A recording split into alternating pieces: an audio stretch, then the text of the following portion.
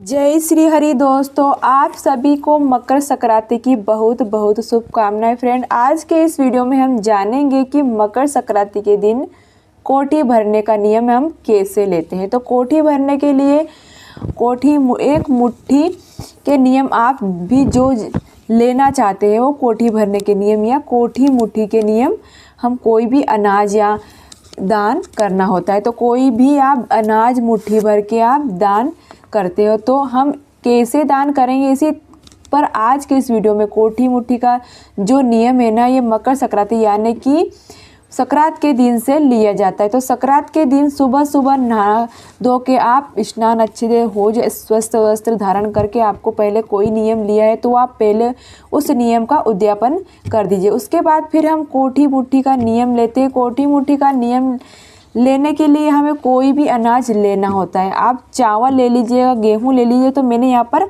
गेहूँ ले लिए हैं।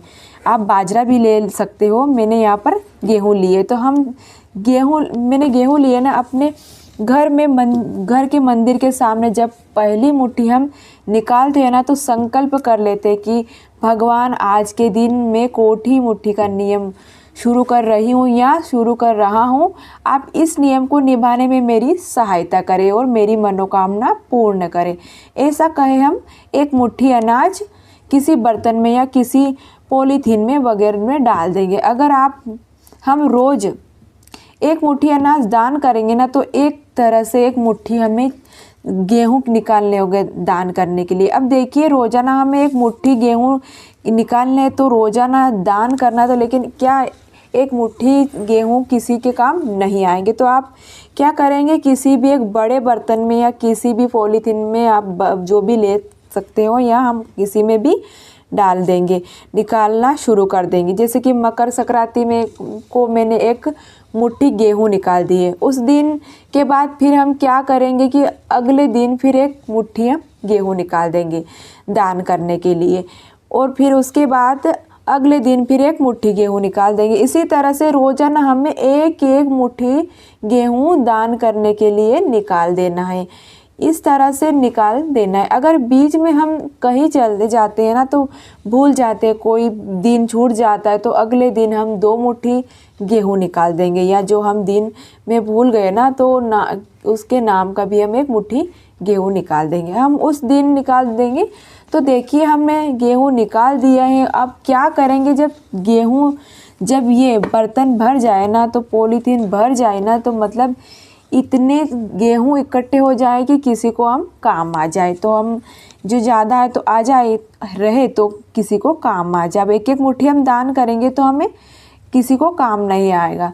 तब हम इसको दान कर दें। किसी भी गरीब को दान कर सकते हैं। आप चाहे तो डेली एक मुट्ठी दान कर सकते हो, लेकिन एक मुट्ठी किसी को काम नहीं आता। तो देखिए, हम किसी बर्तन में इकट्ठा कर लेते हैं। मकर संक्रांति में शुरू करना है तो पूरे 365 दिन मुट्ठी हमें अनाज दान करना होता है। कोई भी अनाज आप ले सकते हो। अगर मकर संक्रांति से संक्रांत से अगली संक्रांत आई तो उस दिन हमें इसका उद्यापन करना होता है।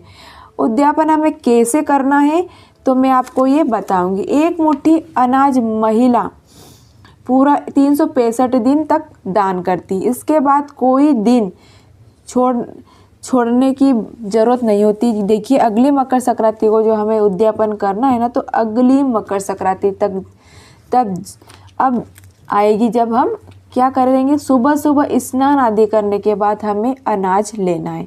जिस भी अनाज का आप दान कर रहे हो ना, तो मुझे 5 किलो हम अनाज ले लेंगे। यहाँ पर देखिए, मैंने यहाँ पर गेहूँ लिए हैं।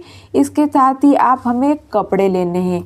तो आप जेंट्स कपड़े ले लीजिएगा, आप ऊनी वस्त्र भी ले सकते हैं। आप अपने सामर्थ्य के हिसाब से आप कपड़े ले लीजिएगा। तो मैंने यहाँ पर साड़ी लिए, मैंने शॉल लिए, और आप किसी भी गरीब को इस तरह से दान कर सकते हो। तो मैंने इस प्रकार से कपड़ा लिया। मैंने पैंट शर्ट का कपड़ा भी लिया है, और उसके साथ में आप कोई भी फल या मीठा आप ज़रूर लें, क्योंकि मीठा हम मकर संक्रांति के दिन हम ये व्रत का उद्यापन करते हैं ना, तो आप तिल से बनी हुई मिठाई ले सकते हो, या आप चाहे तो फल भी ले सकते हो, या आप तिल भी रख सकते हो। तो आप हमें दक्षिणा ज़रूर रखनी है, क्योंकि हमें पूजा में दक्षिणा क्यों रखनी हो कि पूजा में किसी भी चीज़ की कमी रह जाए तो हमें वो दक्षिणा, वो पूजा में रही हुई कमी का पूर्ण करती है दक्षिणा। तो आप इस प्रकार से दक्षिणा आपके सामर्थ्य के हिसाब से आप दक्षिणा भी जरूर रख दीजिएगा, आप जितनी दक्षिणा रखना चाहते हो। तो इस प्रकार से आप कोठी भरने का नियम